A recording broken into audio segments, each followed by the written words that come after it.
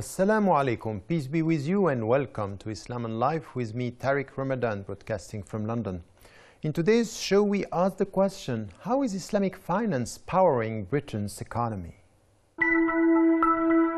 Although the market share of Islamic banking in the world economy remains at around 1%, it has been rapidly increasing.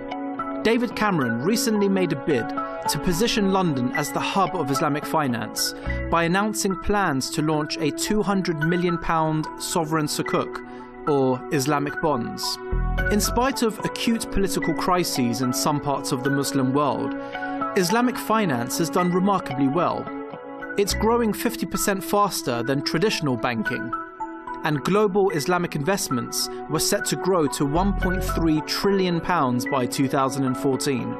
According to the Muslim Council of Britain, the British Muslim community contributes more than £31 billion to the UK economy, and 13,400 Muslim-owned businesses in London alone are creating 70,000 jobs. This week on Islam and Life, we ask, how is Islamic finance powering Britain's economy?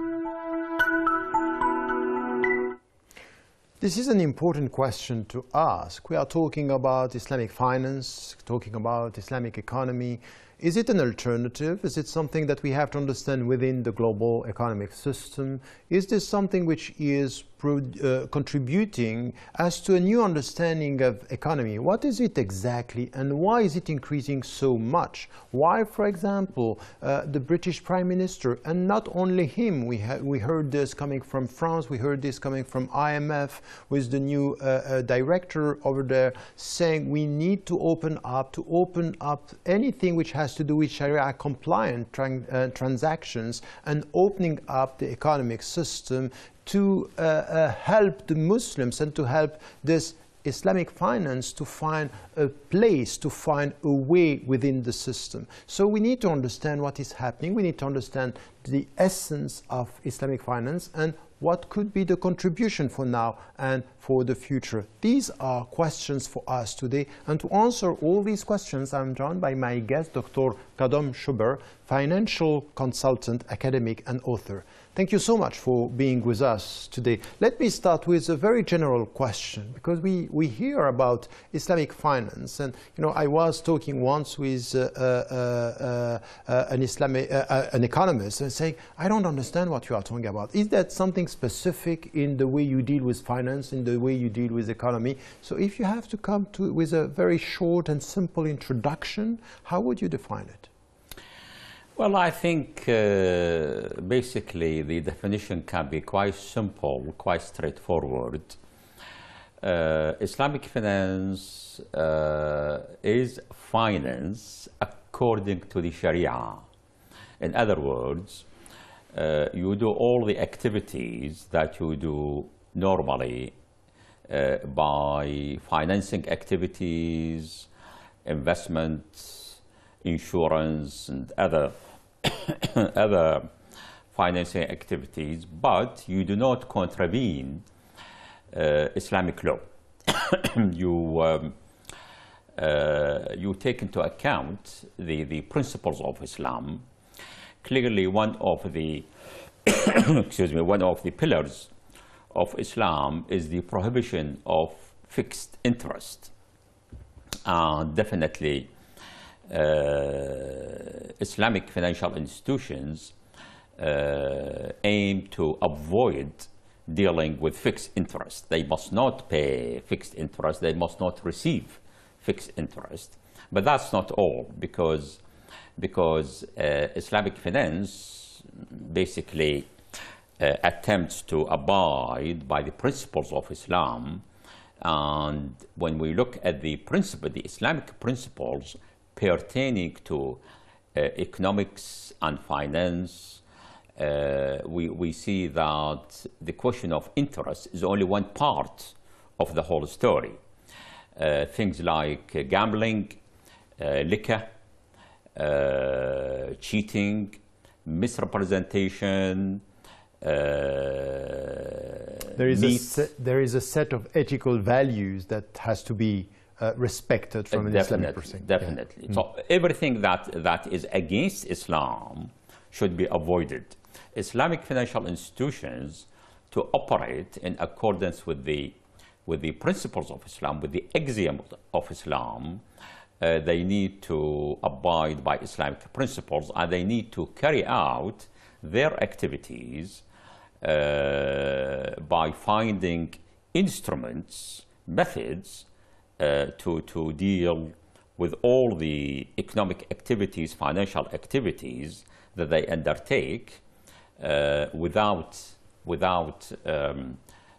doing anything that is haram, that is prohibited in the Islamic Sharia. So if we come back to this understanding, because what you are saying is that it's very much connected to the prohibitions and the duties understood from an Islamic perspective.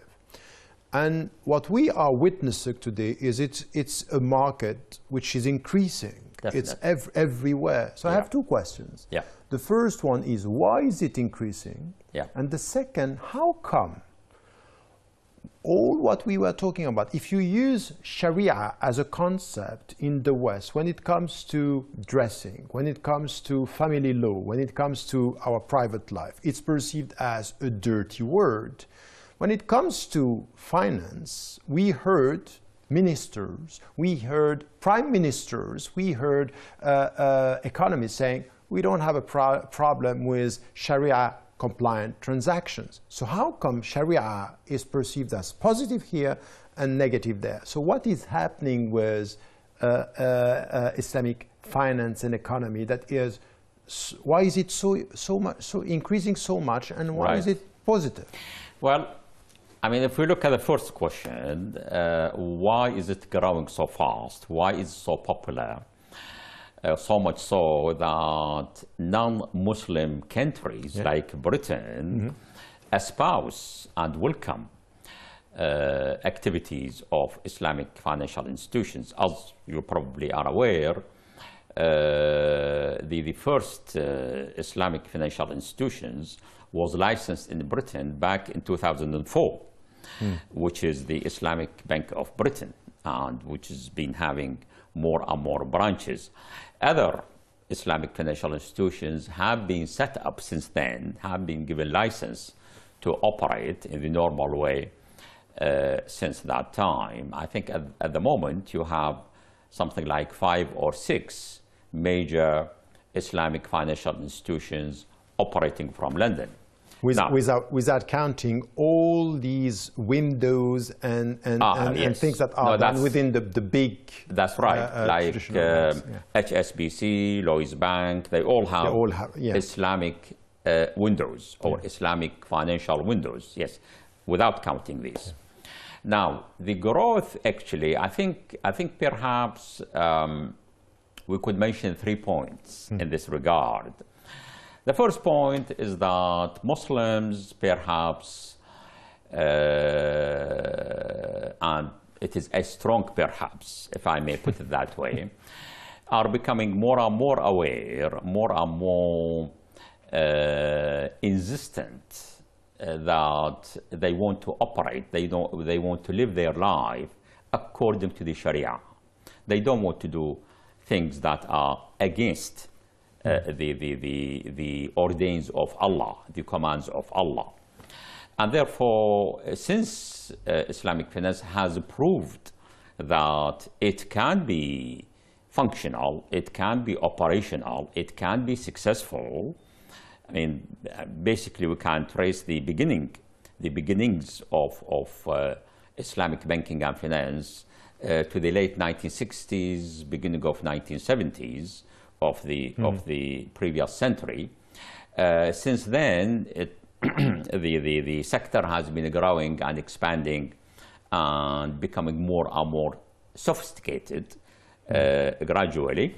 So Muslims are saying that this is something practical. It is not it's not wishful thinking. It is not fanciful. Islamic financial institutions are operating, are successful, okay? They provide good returns. So this is point number one. Yeah. Point number two, I think it is fair to say that if we look at the level of incomes, personal incomes, of Muslims in general, they are rising, particularly with the increase in oil prices and oil revenues in the various oil-producing countries. And therefore, Muslims do have more income. They are witnessing a continuous increase in their average incomes, and therefore, they need to think of ways and possibilities to utilize these revenues, and they want to utilize them in halal ways, you know, not in ways that are against the will of Allah. And perhaps a third factor is that even non-Muslims, even you know, governments of non-Muslim countries have become convinced that this is a viable proposition. It is practical. They can live with Islamic financial institutions, with Islamic finance, Islamic insurance, Islamic investment, and all these factors taken together make it very practical to... This can explain what is happening, why the growth and the increasing presence. But still I have a question. If, as you were saying, there is a kind of efficiency, it's working, it's not something, it's practical.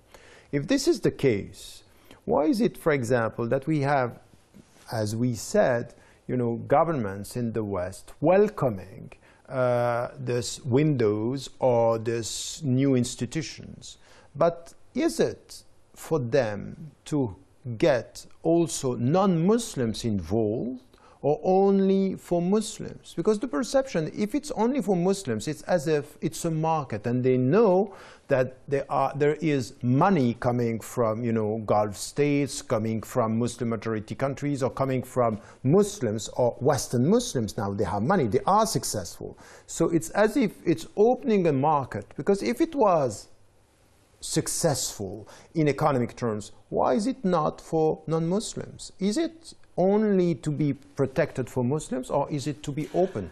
No, that's a very important point. Basically, Islamic finance is not just for Muslims. It is for Muslims and non-Muslims. There is nothing to prevent non-Muslims to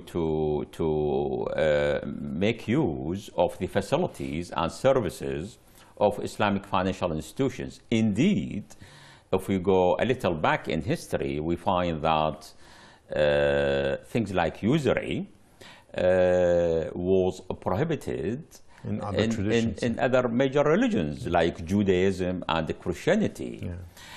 In fact, in the United States, there was a ceiling on the level of interest up until 1980. That ceiling was abolished by President Carter in 1980. One of the last acts of his presidency was to abolish usury laws. Even in Britain, you had you also had limits on the level of interest, but these were abolished in the 19th century. So, and also if we look at the writings of major Christians like St. Thomas Aquinas and others, we find that the question of usury is very much clear in their writing that this is not allowed. No, but you're right. I think if we come back to all the monotheistic traditions, usury and speculation and anything which has to do with interest is not in agreement with their teachings. Now, what we see in the West is that this has been forgotten. It's not at all a reference. Now, what we are saying, and listening to people like you who are involved in the field, Islamic finance and economy, say this is an alternative. And my question is, if this is an alternative and it's as successful as we are saying, how come people of other faiths are not coming and are not involved in it? It's as if they are involved to allocate a space for Muslims to come within the market, but not to create an alternative model also for non-Muslims. Is it a space, a kind of a niche for Muslims to find their way within the system, or is it an alternative for non-Muslims to be also attracted by it? It's primarily it is for Muslims. There is no doubt about that. But it is also open to non-Muslims. Now, you might perhaps put the points a little differently and say, how come Islamic financial institutions have not been more popular, more widespread, more active, more prevalent than they are at the moment? Well, this is really a function of competition and a function of the efficiency and the ability of management of Islamic financial institutions. Because basically, don't forget, if you look at Britain, for example, there are many Muslims, perhaps the majority of Muslims, still at the moment, they do not bank with Islamic financial institutions. They put their money and they deal with conventional institutions, conventional financial institutions. Now, clearly, Islamic financial institutions need to make more effort. They need to become smarter. They need to become more efficient. They need to have better strategies in order to attract Muslims and make them, they need to spread their wings and have more branches because clearly the question of convenience is paramount here. I mean, if you look at the Islamic Bank of Britain, for instance, still it only has a few branches. London, Manchester, Birmingham, Leicester, and so on. That's not enough. I mean, it's very difficult to compete with the likes of NatWest and the Royal Bank of Scotland and big institutions, Lloyds Bank. Particularly when you remember that these institutions also do have Islamic windows. Yes. You see what I mean? So because it's an open market and there is a lot of competition, our institutions, the Islamic financial institutions, need to be that much more efficient, able, employing the best talents, the best brains, in order to be able to compete successfully. But they are open. I mean, make no mistakes about it. The Islamic financial institutions which operate in Britain and elsewhere, they do have among their staff and among their customers non-Muslims. So they are open to non-Muslims. So they are non-Muslims. Of course. So I have a question about the vision as a whole, because it's important. We are talking here about the contribution within the economic field for now and for the future. What is your take, or what would you respond to people saying, once I was talking to an economist and he told me, you know what, at the end, what the Muslim economists or people involved in finance are doing, they are Islamizing the means, but they are not Islamizing the goals. In fact, they want to do exactly the same profit. They want to do exactly the same as the capitalist order is doing by just changing the means. So my take on this, what is your take? Because my take on this is we have to be very cautious, not to try to Islamize the means and not to question the goals, because the problem with the capitalist system is still the goals, is, the free market per se is a problem. What is your response to economists thinking like that? I think this is a very important point. Clearly, the Islamic financial sector still has its challenges and problems. I think it would be wrong for anybody to assume that this is, the sector is perfect. Yeah. It doesn't have any problems. clearly it does have its problems. However, it has achieved a great deal up to now. It still needs people with abilities, devotion, and vision to be able to develop the sector. One of the points that you mentioned, which I think is quite right, is that Islamic financial institutions have not really participated in the social and economic development of Muslim nations to a large extent, and even Muslim minorities within non-Muslim countries like Britain or France or the United States.